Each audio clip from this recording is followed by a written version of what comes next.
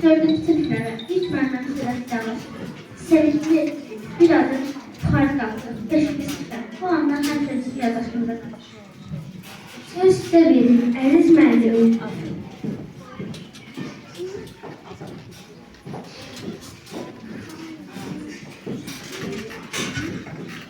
İlk önce her birinizi salamlayıram. Bugünü bizim bu 4-cü sinifə vida günümüzü bizimle bölüştüğünüz için, yanımızda olduğunuz için size büyük teşekkür edirəm. Hem öz adımdan, hem de sinifim şagirdlərim adından. Biz uşaqlarla 2-ci sinifdə yollarımız birləşdi.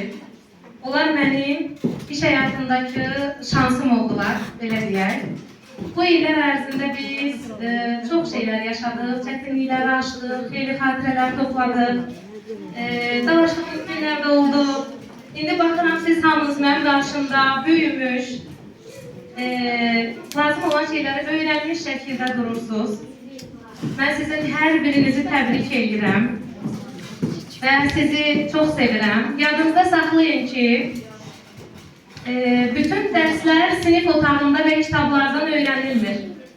Sizin xeyirxah olmağınızdır, yaxşı insan olmağınız sizi daim irəli aparacaq, sizə uğurlar qazandıracaq.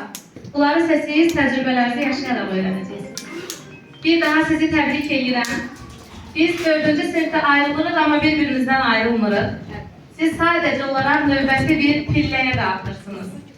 Sizlə fəxr edirəm, hər zaman da fəxr edəcəm. Təbrik edirəm, hər birinizi çox sevirəm.